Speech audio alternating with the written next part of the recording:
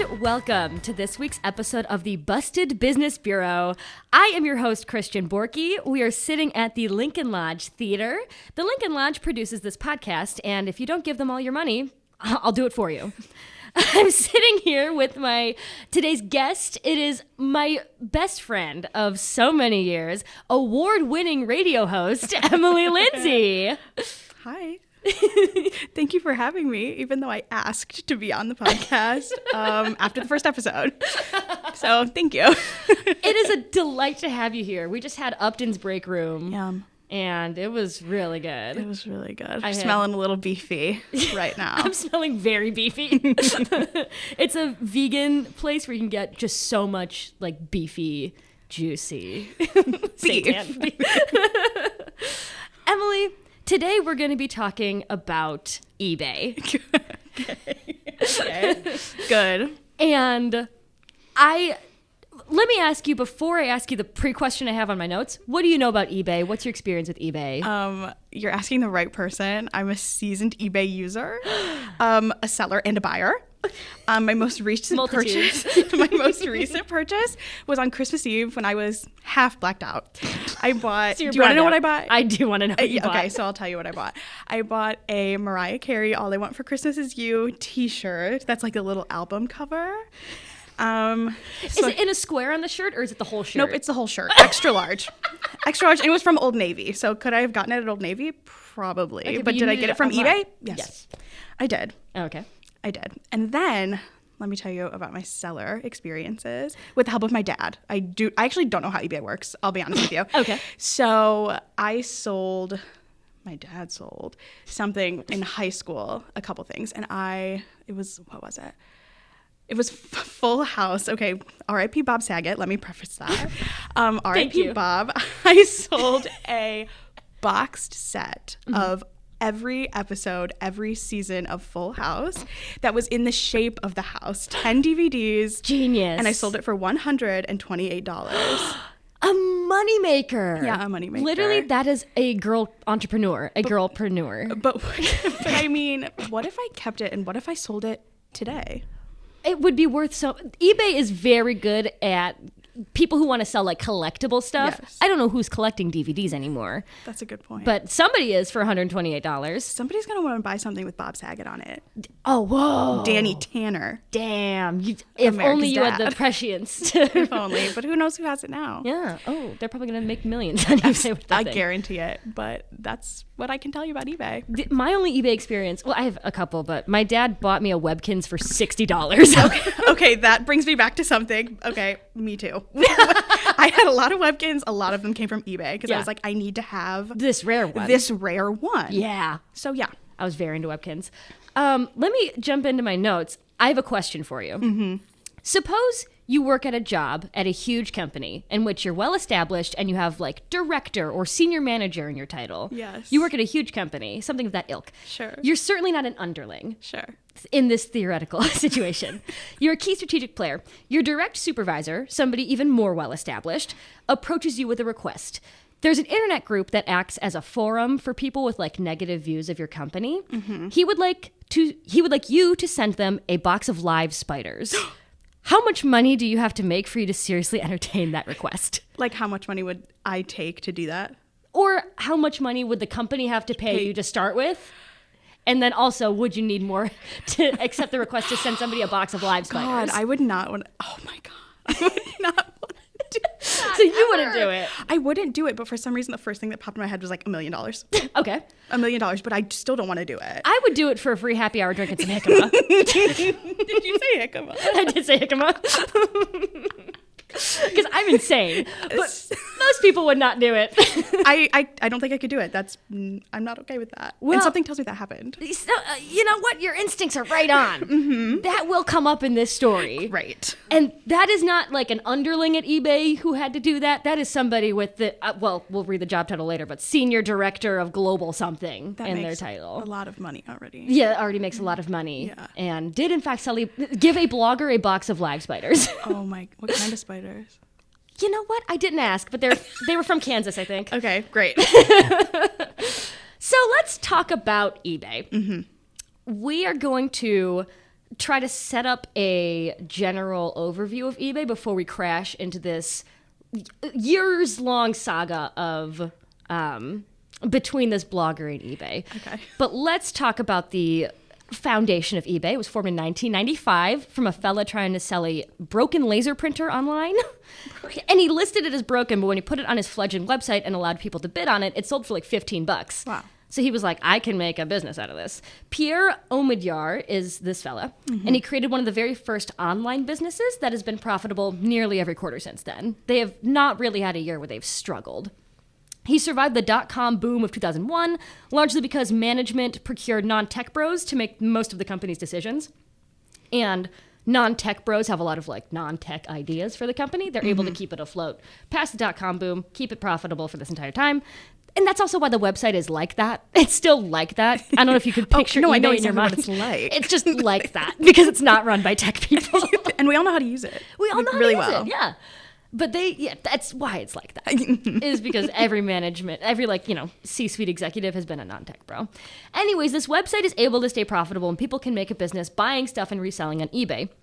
Consequently, the website's success is contingent on its ability to remain user-friendly for buyers and sellers. And because sellers make up a huge part of how eBay can make money, a community then forms to empower sellers on navigating this like weird tech or the rules, the regulations, stuff like that in order to make money on eBay. One such website that allows sellers to have a community is called eCommerceBytes. This is formed in 1999 as a direct response to eBay. They made it because eBay was a thing. Mm-hmm. The blog is run by Ina and David Steiner. They're going to be main characters in the story. They sound like main characters. They do, right? They're a very sweet couple who live in Massachusetts. No kids. They live in an adorable little home together that like they got as a fixer-upper and spent 10 years like making into their dream home. They met by locking eyes across the room at a party in the 80s. Oh my goodness. God. And they're sexy. Okay, so main characters. Main characters. Over time, this blog has become huge in the world of online resellers.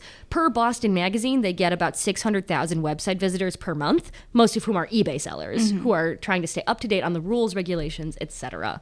on eBay. They cover stuff like Amazon, Facebook Marketplace, Craigslist, or whatever, but their bread and butter is eBay. They grew up with it. They know it the best. They write about it a lot. This website grows and grows despite only ever being run by David and Ina. There's no one else who runs the blog. It's just them for all this time. It's niche to us, but for the community, it's like a big website. Yep. Here's an example of articles they write. In 2013, they wrote an article titled eBay exec Brian Burke discusses new feedback policy. She literally just describes the policy. 2015, what tools do sellers use to manage eBay, Etsy, and Amazon listings? 2016, eBay surveys professional sellers on barriers they face. 2018, eBay sellers can now make offers to watchers. I can tell you're snoozing over there. You're like... You could hear me snoring, for real. Because literally, it's boring. It is so boring. Like, it's not like, oh, fuck eBay, or like, this is... It's just like business. It's literally business. So I hear these and I'm like... Yeah, exactly. So again, she writes about eBay a lot. You can go on her website and see for yourself, but again, it's a fucking snooze fest. Like, it's not interesting. I'll be honest, I won't be doing that. So. It's not for us. It's for eBay sellers who all they like comment on a lot of articles and newsflash or whatever, but it's very plain writing. No offense to this woman, but it's not for me. eBay is acutely aware of the existence of this blog. In a write-up from Boston Magazine, she recalls that in 2009, an eBay executive had created anonymous accounts on their site to post comments criticizing the Steiners' coverage of them, presumably to discredit them in the eyes of the readers. Then the company upped its ante. Someone at eBay reported the blog as a phishing site. It was a spurious allegation that eBay ultimately retracted, but if the Steiners' web hosting company had believed it, it could have pulled eCommerceBytes from the internet, destroying their sole source of income. They're not doing anything. They're literally just writing a blog. They aren't doing anything wrong. By this point, eBay's a multi-billion-dollar business. Right. They're a fucking blog. Yes. The Steiners used to have a direct line of communication to eBay's PR department because eBay, again, is aware of their existence. Yep. But in recent years, they just ask a company a question and it's just like a cold, like, no, we're not answering you. But despite that, their coverage has remained the same. Neutral, if not like a little positive or a little negative based on like the policy that was introduced. Right. Like, is this user-friendly or no? And That's it. And purposefully making this part kind of boring because the consequences of these actions are so fucking ludicrous. I'm excited. Because I want you to keep Box of Spiders in mind. It hasn't left since you said that. Okay. So. In September of 2011, eBay gets a new president of global marketplace business, Devin Wenig. His path to becoming an executive is pretty nuts. He graduated law school, and his dad died when he was 23. His dad was the CEO of a pharmaceutical company, and I guess the succession plan was that he would become the next CEO that they didn't edit. Oh. So he unexpectedly died. Devin, at 23 years old, becomes the CEO Good grief. Of a pharmaceutical... Yes, he's white. Of a pharmaceutical company. I know. He does not disastrously at this job for a few years, presumably because he's got a lot of help. They didn't just leave him for the wolves. And then he fucks off to join Reuters, the news agency. Yep. He's a high-performing executive at Reuters in 2011, at which point he becomes the president of global marketplace business at eBay. When Wenig joined eBay, it had 99 million active users. Okay. That's a lot. He focused his time on shopping like on mobile devices. Like he tried making eBay mobile friendly. Sure. That was his big goal. And by the end of his tenure as president, they had over 160 million active users. Wow. In October 2014, it was announced that eBay and PayPal were demerging. Yeah. They were merged from 2002 to 2014. Mm-hmm. So they were demerging. After that, Wenig would become the CEO once that was done. Got it. And then that happens.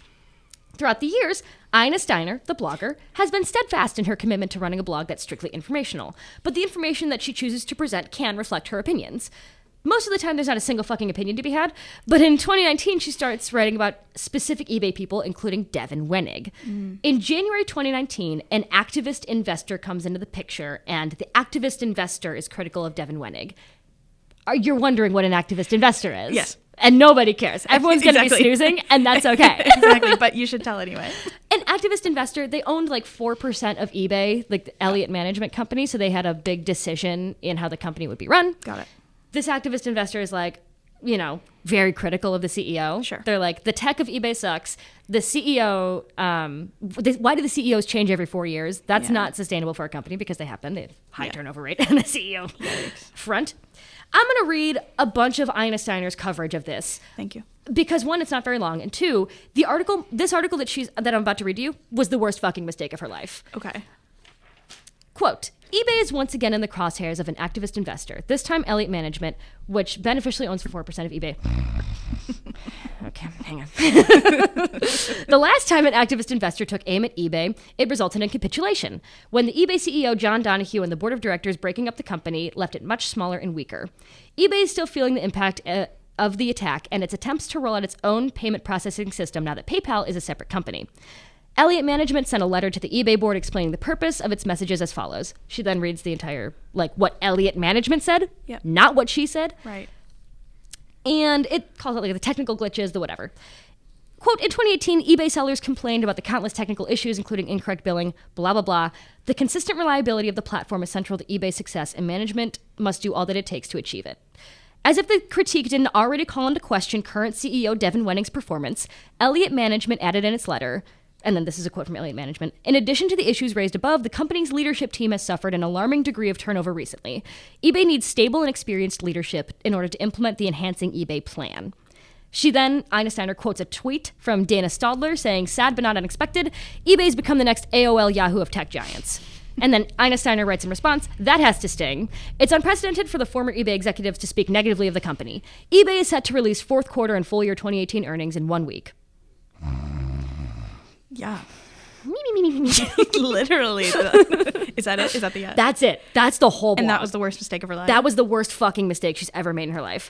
There's another, so that's her news flash. She writes a blog that's basically the same thing. Yeah. There's really no spicy opinions in the blog. Sure. That's also less than half a page long. Yeah.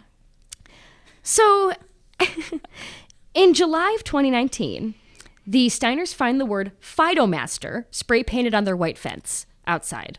I must pause to explain that Fidomaster is one of their prolific commenters on their website. He's an anonymous dude who has I think he's unsuck eBay on Twitter, and he has 18,000 followers.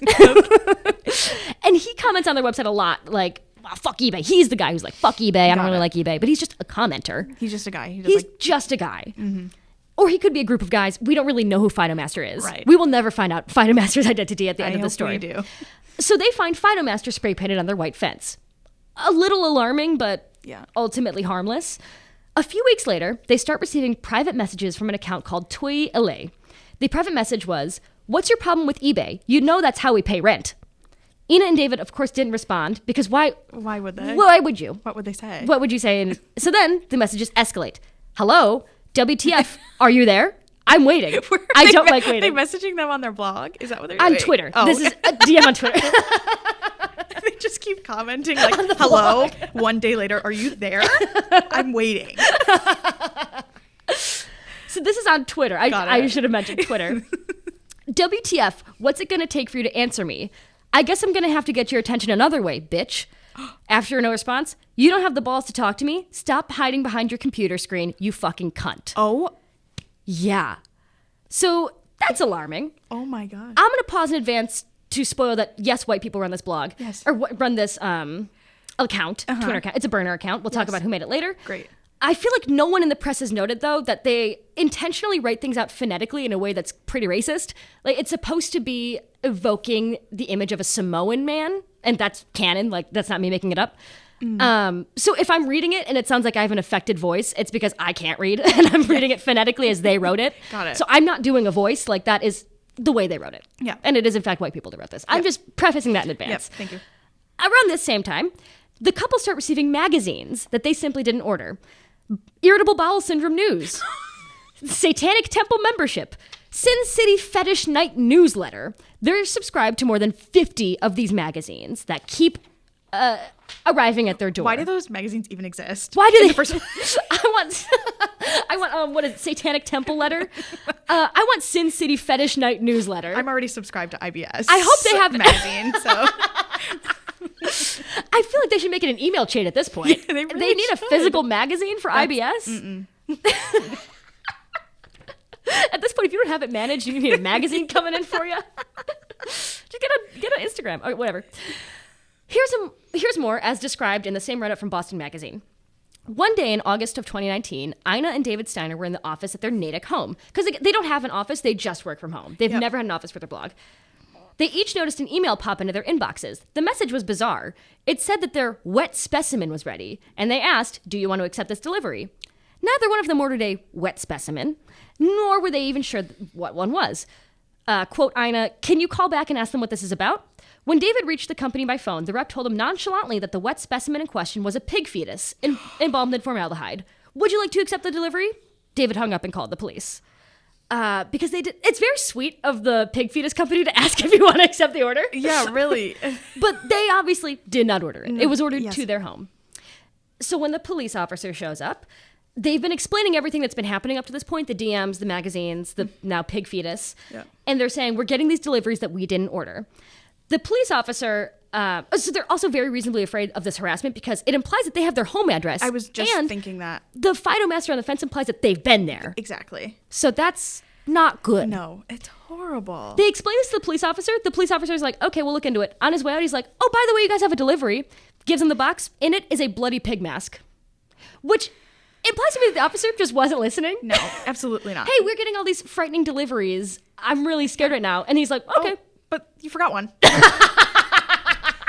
It's outside your garage. Sorry. let me bring it in for you." A pig mask. A pig mask. I do have a picture of the pig mask if you would like to see it. I would like to see it. Okay, here's the picture of the pig mask. Google Doc title pig mask. Well, I had to put it somewhere.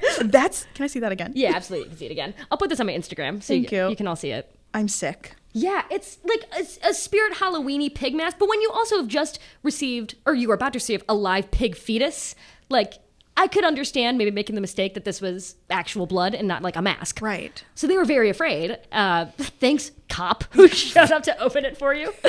Ridiculous. So up until this point, it's reasonable to be quite nervous. But the deliveries and messages are all impotent at this point. It could be some rando being weird and crazy. However, a package ordered to just David escalates the situation even more. The package has the book entitled Grief Diaries, Surviving the Loss of a Spouse. Oh my. Yeah. So once he receives that package, the couple hunkered down, fearing for their fucking lives. Absolutely. That's like, it's the way that you can most legally make a death threat to somebody without actually saying, "I'm going to kill you." That's horrific. Yeah. So they hunkered down at their home. Also, this is a comedy podcast. This is also from Boston Magazine. Quote, they hunkered down at home and did what they could to protect themselves. For the first time in their marriage, they slept in separate bedrooms so that if an intruder invaded their home, at least one of them might be able to escape and call for help. Oh my God. I know. They celebrate their 31st anniversary around this time, but they can't, like, do anything. This is literally devastating. It's so sad. Okay, I'm going to continue. Ina rolled a laundry cart. Are you okay? Do we need that? Okay. I'm like laughing, but I'm like, I think I'm going to so cry. sad. It's so sad. It is sad. I'm ready. Ina rolled a laundry cart in front of their back door and piled it high with baking pans so that if someone tried to enter, the cookware would crash to the floor, letting them know someone was breaking in. Ina stashed a baseball bat in her bedroom and a golf club in her office. David all but stopped sleeping, waking every 2 hours to turn on his iPad and watch the feed from his surveillance camera that monitored the front door. On August 13th, the couple received a voicemail from Adam and Eve about their potential interest in selling and starting a sex toy franchise. Is not true. No. They're not running a side business at this time. They're a little busy. On August 13th, Tweet Ellie starts publicly tweeting at the Steiners instead of DMing. Are you there? Why won't you answer me? Many families, including mine, make money to pay for food, cloths, and rent by selling on eBay. Your stupid idiots are pushing buyers away from eBay and hurting families. Stop it now. #eBay, #eBay seller. Mm-hmm. On August 14th, the couple received a package from Carolina Biological Supply. Obviously, given the context of the last few weeks, they're not going to open the package. They send it to the police. What do they find? Live spiders and fly larvae. I was waiting for that to come in. On August 14th, 2019, they also received a box of cockroaches sent by Dubia Roaches of Wichita, Kansas. Oh, great. Live cockroaches in a box, which is Great. crazy that we can do that in the year of our Lord 2021. I can't believe that. No cockroach jokes for you? No. The next day, an unsuspecting flower guy delivered a funeral wreath to the Steiners. Oh my God. As if this wasn't bad enough, their neighbors start receiving pornographic magazines with David's name on them. So, like, they have their neighbors' addresses and are sending pornography to the neighbors. This is horrific. Which, again, is this fucking 1986? I was just going to say, what year is it? It's 2019 for the, right? Yeah, this is 2019. And they're selling porn magazines, they're giving porn magazines to neighbors like this is a fucking film. Right. As we'll find out later, it was inspired by a film. Oh. The Tweet Ellie account, now Ellie Twee, is still up and running. The first one got suspended for obvious reasons. Yeah. Some tweets include, quote, your fat fuck pussy husband needs to put you in line, cunt, after he takes the plugs out of his asshole, fucking pussies. You sick motherfuckers, everyone will know, you fucking cunt ass bitch. After that, publicly posts the couple's address online.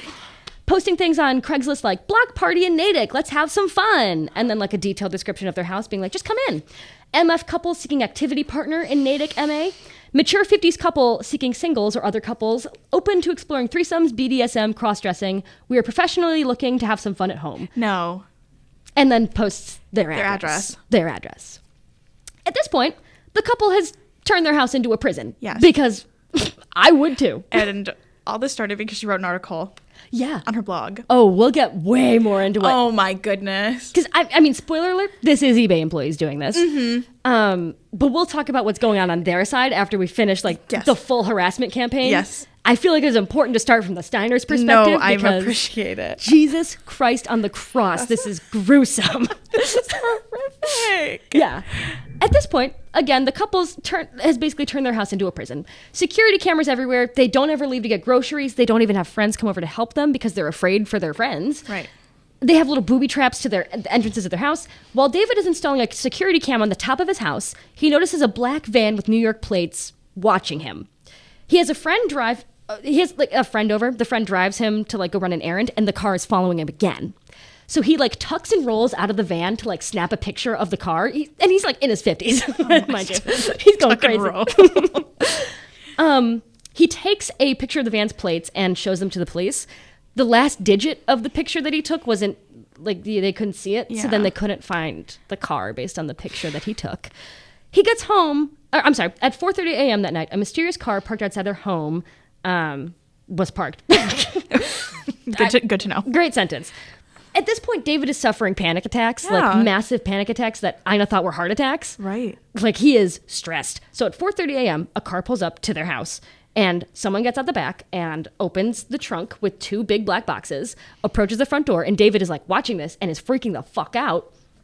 The person gets to the door, and it's just pizza. It's just pizza that somebody ordered at 4:30 in the morning to their home. Interesting. Which is a very successful mind campaign, because it's like, there is something wrong with that, but like, yes, there's nothing officially wrong with that. Officially wrong with that, yeah. A few days later, David tries to go grocery shopping, where he's again tailed by a black van. He's alone this time. He drives to the police station, hoping that the van's going to follow him and not know the area. Mm-hmm. Does another tuck and roll out of the car, gets a picture, and gets a full picture this time. Good. He has a full panic attack at the police station before he's able to like even get in and show them the pictures. And when he does, they're like, oh, we can track this rental car. A few days later, Ina Steiner gets a call from the cops asking if she knew someone named Veronica Zay. Ina says no, and the cops say, weird. She seems to work at eBay. So let's break the story to rewind. Oh my goodness. Because that, I'm going to say, sort of marks, it didn't really mark the end of the harassment campaign. There was a couple days after of like magazines or whatever. But to me, that's a good place to break. Rewind. Yes. So that's the bulk of the story from the Steiner's perspective. It may not come as a surprise to you on this Busted Business Bureau podcast that this was eBay employees doing this for their business. Good God. On Wednesday, April 10th, 2019, Ina Steiner, this is way before the harassment campaign, so that's August. Yep, okay. April of 2019. Yep. Ina, how are you feeling, by the way? Scared. Do you want me to be honest? It's a little scary. It's very scary. But I also have to tell you really fast that like it's really hard for me when I don't know what people look like. So I'm picturing this couple and you say Ina and I'm like Barefoot Contessa. So all of this is happening to the Barefoot Contessa and Jeffrey in my mind, which is what's freaking me out a little bit more. You know, it's good for you to have those characters in mind.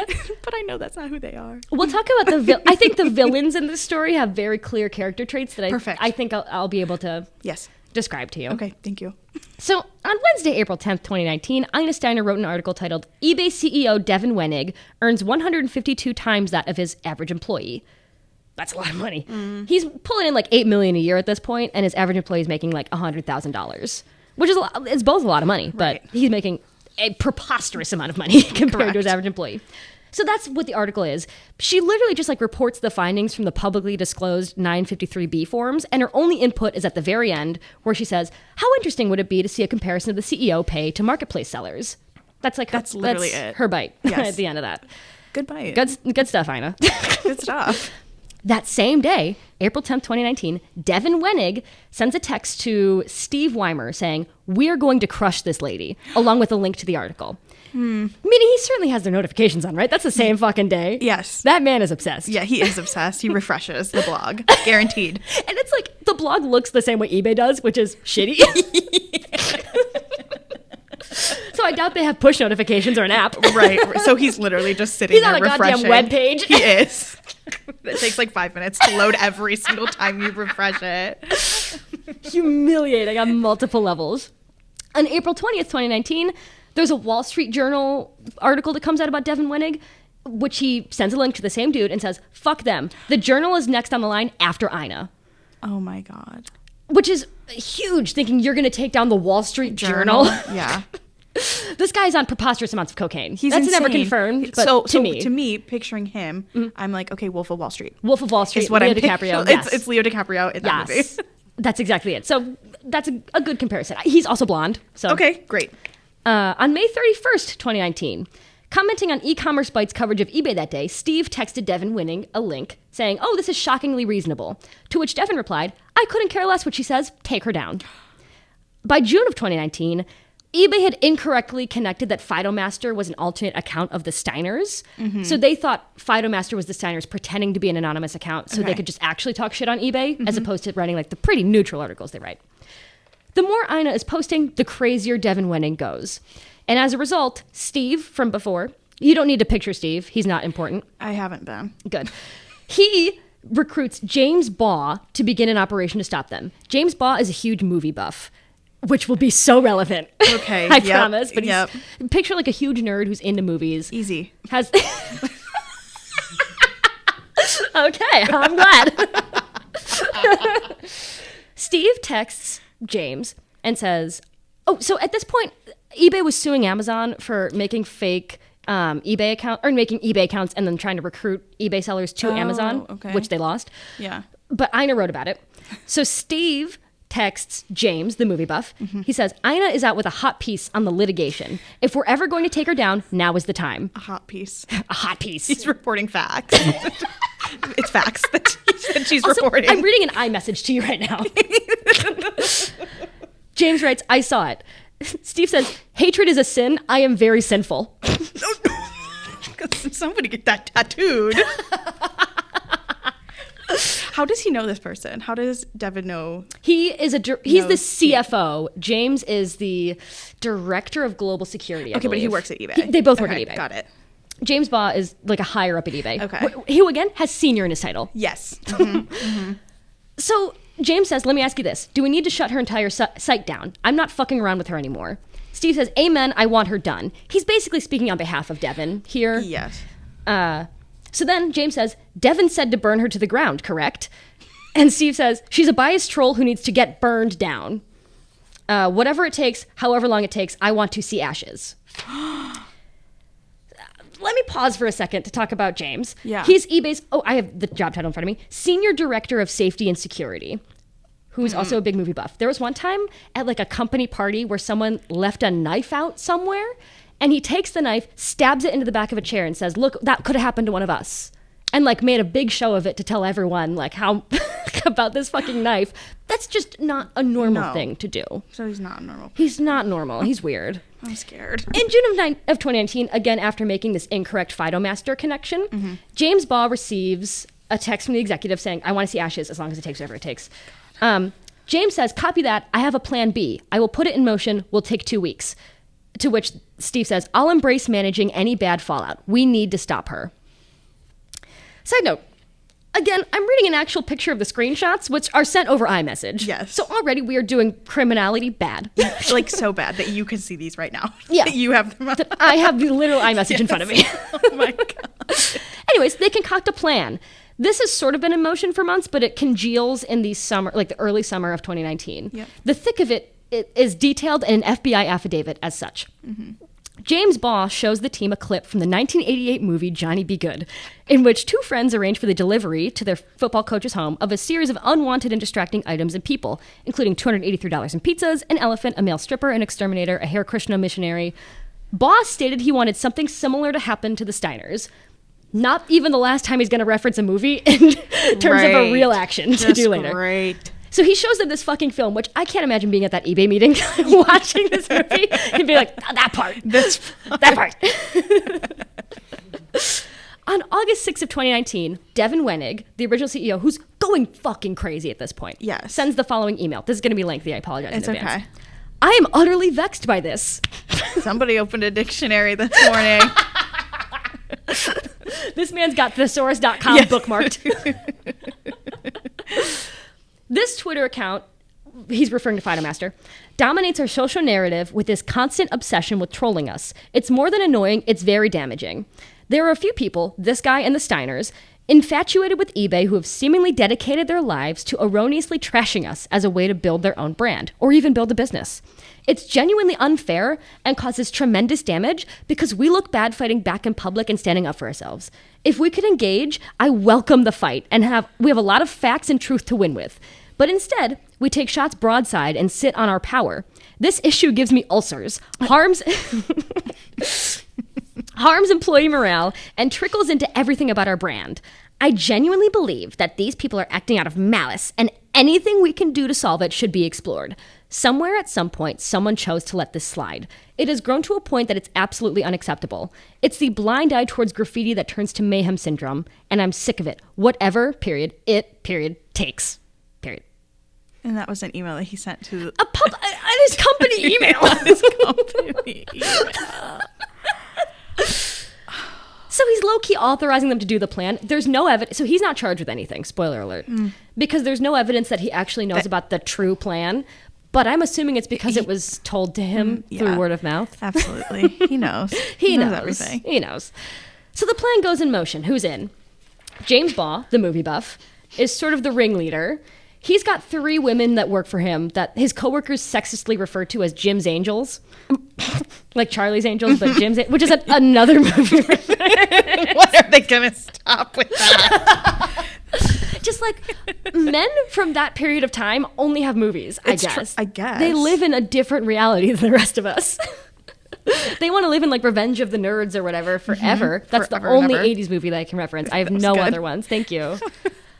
Anyways, Jim's Angels are comprised of 2 women named Stephanie and a woman named Veronica Zay, who appeared Okay. early in the story. Yep. They call her Ronnie, so I'm going to call her Ronnie. Ronnie, yeah. Sorry, Ronnie.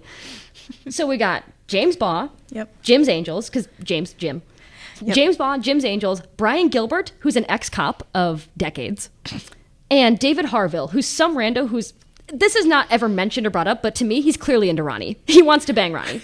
To me, he's the horny guy. Okay, perfect. So that's our cast of characters. Yep. James, movie buff. Jim's Angels, Yep. 2 women named Stephanie and Ronnie. Brian Gilbert, an ex-cop, and David Harville, the horny guy. Perfect. Great. Okay. All right. You will not need to know this, but I'm going to rattle off some of their job titles, No, too. I 'cause want to I know. want you to know. I want to know so I can look them up on LinkedIn later. LinkedIn literally comes back up in the story. Good. James Baugh is eBay's Senior Director of Safety and Security. David Harville is eBay's Director of Global Resiliency. Brian Gilbert is the Senior Manager of Special Operations for eBay's Global Security Team. Stephanie Popp is eBay's Senior Manager of Global Intelligence and Baugh's de facto Chief of Staff. Stephanie Stockwell is the Intelligence Analyst in the, I think it's called Group Information Center, who later becomes its manager. And Ronnie Zay is an eBay contractor who worked as an Intelligence Analyst. So they're all, except for like Ronnie, pretty high up. Yeah. I would say. Like, absolutely. Because this is, again, a multi-billion-dollar company. Right. Like 6 figures. Yes. Over. I want to Yeah. return to the first email that Devin sent of being utterly vexed. Yes. You are a multi-billion-dollar company at this Right. point with millions of users, and you are letting a blog get a under blog? your skin this much. A blog that means nothing. A blog that takes 5 minutes to refresh. Yeah. It's horrible. Yeah, a blog that's like an HTML webpage that you could have coded if you were 7. Exactly. And this is, I'm sorry to shit on you, David and Ina Steiner. It's a great website. Clearly it has use for people. Absolutely, but come on. I feel like a disproportionate response Yes. to this website. I'd have to agree. This group's general body of work, the cast of villains, Yes. is generally ensuring that eBay can continue to operate worldwide after like business disruptions, security threats, political unrest, natural disasters. When that's happening, they sort of analyze like, oh, how can we address these problems? Are any of these things a threat to eBay? If so, what can we legally do about it? Which they compile person of interest reports on people who are being like on eBay's website, stalky or threatening or whatever. And to my knowledge, the most action they can take on a person of interest is banning them from the website and reporting them to the police. Yep. Because you're a private company. That's all you can do. But these people like to play cop because 2 of them in the group, there's also another guy who's like overseeing all of them named Philip Cook, who's also a cop of 28 years and then retired and then went into this. Oh, it's so relevant later. So they like to play cop, basically. Sure. They call them like POIs, person of interest reports, and Yeah. are very self-congratulatory over the like work that they do. They're like, oh, we're saving eBay. We're the directors of global resiliency. Da, da, da, da, da. So their this team of hardened criminals is probably the absolute worst at committing crime. Let's talk about it. For starters, all of the delivery items were purchased on a prepaid gift card. Good move. The gift card was purchased at a Safeway that's right next to eBay's headquarters. And when she went in to buy it, it was Veronica Zay that went in to buy it, Ronnie. They were like, oh, sure, disguise will be fine. She wore a baseball cap. Go and pick it up. The van that they used to stalk the Steiners was purchased with Veronica Zay's personal credit card. Oh my God, she did not get reimbursed. I don't think she did. That is a company expense that she tried to write off. Really couldn't. They exchange all of their messages on WhatsApp, smart move, through company phones. So when this all does go wrong, the company's like, give us your phones. They WhatsApp message each other, delete everything, and then delete everything and give it to the company, which they can see you did that. I can't believe this. You would think that the senior manager of global security would maybe Be a little better about security. Yeah, you would think. So what's the plan? This is outlined in the FBI affidavits. This is not me like inventing their plan. This was the plan. Yep. Harass the Steiners online, send them crude and threatening deliveries, fly out to Massachusetts, plant a tracking device on their car, and then have Brian Gilbert reach out to them and like offer eBay's assistance in stopping the harassment. So they were going to pretend to be randos and have eBay like come in and white knight is what it's called. Yeah. And be like, oh, we'll take care of the problem for you. So that way we can, earn your favor and you will stop writing negative blogs about us. Yeah. What a plan. That goes from like A to double Z. Yes. Without thinking like A to B. Right. You can just ask them to stop. Yeah. Or not do anything. Because you're a multi-billion-dollar business. So that's the plan. It is called white knighting. The FBI and like the police have the term for this, white knighting. Harassing somebody, pretending to be the person who's going to stop it. You're not allowed to do that. They decide that one of the Stephanies, I don't fucking care which one. It doesn't even matter. One of the Stephanies was in charge of the Twee LA account, which they had agreed on a Samoan dude. I'm pretty sure because James Baugh had just seen a Samoan-themed movie. And so they were going for Samoan dude, which is why like the grammar was like that. Which is just so crazy. They decided to send the horny guy and Ronnie, one of Jim's angels. That was his request. I assume he wanted to be with Ronnie, for sure. Sorry, I just totally popped the microphone, but I feel like he definitely requested it. So they were going to fly out, stay together at a Ritz-Carlton, and stalk the Steiners. James Baugh joins them later, briefly, when they're out there. On the evening of August 16th, 2019, well into the point of, like, they've already sent all these messages, these pig fetuses, whatever. Yeah. Baugh, Harville, and Zay, which is horny guy, Ronnie, and movie buff, Yep. ate and drank at Boston's Ocean Air restaurant. A receipt from the restaurant shows approximately $750 of a tab closed out at 10:41 p.m. Oh my God. So David is having panic attacks at this point, and they're just like... And they're living large. They're living large at the Ritz-Carlton, at the Boston's Ocean Air restaurant. $750 for 3 people? That's wacky. That's whack. What did they... I Do wish, you have the receipt? I don't have the receipt. I wish they put the receipt in there. But I can imagine it was quite expensive because that's heinous. Yes. Heinous. Yes. That same night, Baugh showed them the Leonardo DiCaprio movie Body of Lies. Leonardo DiCaprio. But Leonardo DiCaprio is Devin Wenig. Yeah, I just realized that after I said that. In the movie, DiCaprio's character creates a fake terrorist plot that's intended to trick and draw the actual terrorist out of hiding. Baugh stated that was his current thinking regarding David and Ina Steiner. So he's like, plan B, I guess? Which is too many movies already. And It's not even the last one. Oh, great. Between August 17th and August 19th, they're having a ball, like escalating this. Apparent from their WhatsApp messages, James, the movie guy, was detailing his surveillance efforts to one of the ex-cops, the one who's currently like in Asia. He was not participating. Yeah. So James is having a great time explaining this. He said that people had been approaching the Steiners at their home, quote, for the past 5 nights, to which Cook replied, ha ha ha ha ha ha ha. And that's it. And that's it. Because we'll talk about it. Cook asks for like a lesser sentence because he was in Asia at the time, even though he was overseeing all these people. And they were like, they're like, yeah, you know what? He's an alcoholic and he was probably drunk for most of this. So you should excuse his behavior because he didn't know what he was doing. Which... No. But I can imagine him being like just pissed drunk, being like, yeah. He's in a voice mode. Exactly like we're doing right now. I guarantee it. Exactly. So at some point, they execute this stupid little white knight strategy, as in they have Gilbert, who's the other ex-cop who's participating. He's here. He has him phone the victims. Of the conversation, Gilbert has this to say, quote, I just made phone contact with the Steiners. They're totally rattled and immediately referred me to the Natick PD. Detective blank and blank. Ina was a bitch.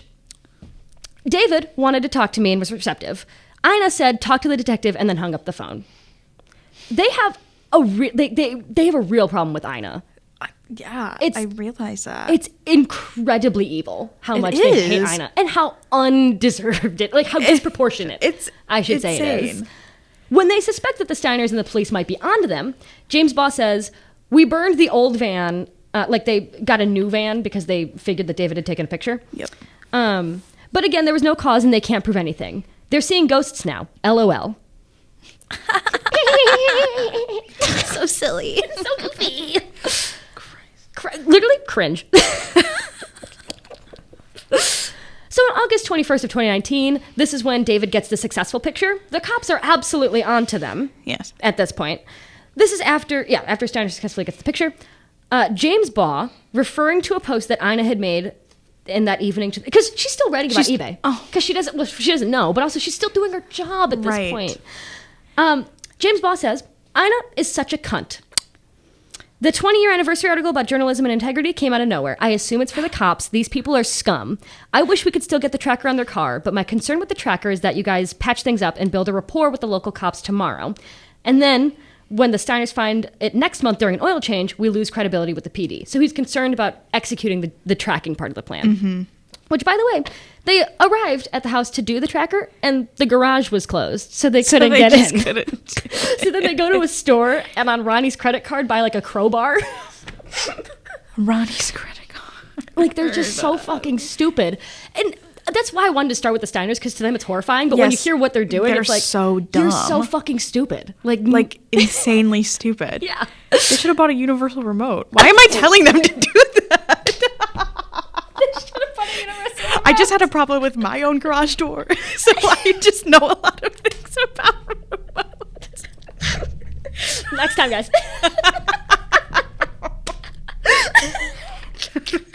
Maybe next time. I'll keep it in the archives for that. So I also want to mention, I want to circle back to James Paul. So I'll circle back 3 times. Yes. Most news coverage you'll get is obviously not this detailed. Yeah. Because there's a lot of throwing around the word cunt. Right. A lot of it. A lot of it. Which, when you're pretending to hide through a Twitter account, it's one thing. It's not good. Right. Obviously. No. But also, over company phones, they're saying this to each other. Yeah. Like, that is how you speak in real life. Right. I want to take a pause to mention that there's another podcast that did this exact same story called Lesser Known People. They did it worse than me, I would say. Obviously. I've never listened, but I know It's 5 white men who called Carol Baskins a cunt during the recording. Ah. So it's like, oh, you guys are so comfortable calling women that. Yes. So they're on the villain side. I don't know. So at this point, the police are on to them, but they're able to concoct a lie saying that Ronnie and Horny Guy are there for a conference in Boston. Mm-hmm. And that's what they tell the police. At 4:10 p.m. on, I believe, August 21st, Gilbert reported to the group that he'd spoken to the MPD. Quote, the detectives involved are blank and blank. It's omitted in the report. Mm-hmm. I spoke to a cop, and he gave up everything. Initially, the police department was disregarding the reports as paranoia. The only time they started taking it seriously, according to Gilbert, so maybe this isn't true, but the only time they started taking it seriously was when David got the successful picture of the car. Mm-hmm. When they gave the accurate license plate to the detectives, they tracked it back to Veronica Zay. They also identified the pizza delivery coming from a gift card purchased in Santa Clara. They learned that Zay lives in Santa Clara. The rental car was turned into the Ritz-Carlton, which led the detectives to the Ritz. Because also the detectives show up to the Ritz and they just like don't come out of their room, and then the detectives leave. Oh my God. Checking with the hotel, they learned that Zay was currently staying at that hotel. They also discovered that Horny Guy, David Harville, is staying at the Ritz. They contact someone at eBay and confirmed that Zay is with the Global Intel Center and Harville is with the Global Security Resiliency Unit. Now the PD thinks there's a connection. And at this point, they start leveraging the fact that they are ex-cops to give insight onto what to tell the police. As in, so Gilbert was a close friend and colleague of Phil. Oh, wait, let me see if I'm reading the right thing. No, I didn't. They were leveraging their role as ex-cops to give information that is otherwise unknown to everybody else. Yeah. I.e., they were saying, like, if they ask for a security video of the Safeway where this credit card was bought, or this debit card was bought, let's just give them a different recording, like from a different Safeway, and say it was from the one they're asking for. Stuff like that. Mm-hmm. So they're creeps, and they're also, again, leveraging their position as ex-cops. Uh-huh. This happens several times where it's like, oh, if you just tell the PD this, they're clueless, or they're not going to look into it. That's a lot of what they said. They're not really going to take this seriously. Because, let me once again pause to mention, they were cops in California for a long time. Yep. Which I feel like speaks badly on how they treated the cases that they were assigned. Correct. When Philip Cook is seeking clemency later, or like a reduced sentence or whatever, I don't know if clemency is the right word. Yeah. He is like, well, I was an exceptional cop. I took on like, you know, really dark cases, like child trafficking cases or blah, blah, blah, blah. But it's like, if that's how you think the police work, right? What does that say about your previous work? Exactly. You know? Because you are literally caught in 4K. Like, yeah. The police aren't going to look into this. It's fine. Which is dark and disgusting. Very dark and disgusting. You are so true, bestie. Then they decide to concoct another plan. They're going to create a person of interest report about the Steiners to pretend like they are, persons of interest that eBay's interested in, I guess, kicking off the website, which would, again, make no sense why they're surveilling them in person. Right. Because you are, again, not allowed to do that.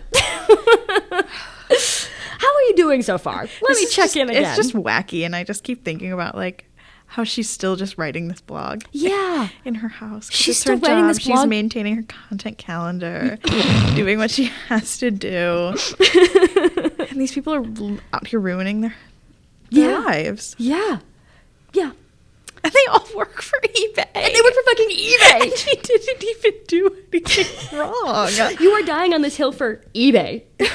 Literally, why? So then Gilbert says, I'll give brief the cops. I don't think that's worded correctly. I think he mistyped. I'll brief the cops on the Steiner's background, make them look like the problem. The cops just want a logical, legitimate reason for Ronnie and Harville being there. So then he sends them his plan, saying that they're already in Boston for the conference. They were tracking the Twee account as he was targeting the victims. And so I guess the implication being that Twee lives in the area and they were there to find him. Yep. Which, again, you are still not allowed to do. Right. Twee had not been identified, but Resiliency was investigating. Special Ops became aware of the home address, and then accidentally ordered a pizza to the victim's house. Accidentally? Yeah, that's what they were saying. That was their story. Yes. Oh, we accidentally ordered a pizza to the Steiner's house at 4:30 in the morning. Then Gilbert says at 6:19 p.m., I'm going to push the idea that eBay is a massive company and has no interest in the Steiners. The idea that we would send shit to their house is ridiculous. Which it is. That's acknowledging the reality of the situation. Yes. And yet, they're still doing it because it is ridiculous. After that, the cops obviously put all this together.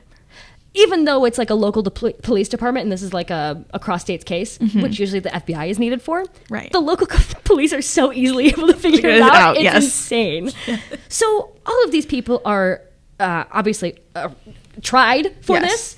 The story ends-ish with all of them fucking back off to California. Okay. The police approach eBay's lawyers and say, hey, we have some questions. Yeah. At which point, every one of the eBay employees involved deletes the WhatsApp conversation. Quickly! Delete, they're going to take our phone. It's literally like being in class and you're texting about the teacher. Yeah. It's what are you saying? Oh, nothing? Nothing? Oh, I'm deleting it. So then there becomes a conversation with eBay's lawyers. And they put James Baugh has a speakerphone call. He's, I think, secretly calling the rest of the team. Okay. They have him on speakerphone so they can hear what he's going to say to eBay's lawyers. And he totally fucks it up. He's like, obviously. I don't know any of them. I was there. Actually, no, I wasn't there. But then and just blows it. Not surprised. And so the rest of them have nothing to work with the story. Right. So that is how that went. Badly. Badly. The eBay lawyers the police and eBay's lawyers are able to work together pretty quickly to figure out what had happened. And let's see if there's anything else. Nope, that's about it. In terms of that. Not in terms of the case or whatever, but also, I don't know if I mentioned this, but after all of the gifts and deliveries or whatever, the account was did you get my gifts to the Steiners? They were... It's so much worse than you can even imagine. Did you get my gift? Did you get my gift? So that is that on that. On June of 2020, the 6 of them are charged, meaning Baugh, Harville, the 2 Stephanies, Veronica, and Brian, the ex-cop. They are found... It is pretty clear that they will be found guilty. The trial, to my knowledge, has not happened yet. Oh, wow. It was supposed to happen on January 4th of 2022. Okay. It keeps getting pushed back because of COVID. Right. But they are caught red-handed. Exactly. There's an FBI affidavit explaining exactly what happened. Yeah. As there are many, many court documents I've been reading from, which I haven't been quoting because I tell the story better. Yes. But also, I don't feel the need to be oh, well, actually, the judge wrote this. I can't believe the trial hasn't happened yet. The trial has not yet happened. But the Steiners, God bless them, to this day, still write about eBay as if nothing happened. I'm going to follow their blog soon. I'll bookmark it and refresh it every 5 minutes. Do you think they wrote something about their experience? They did. They did? It's not even about their... Well, yes and no. They...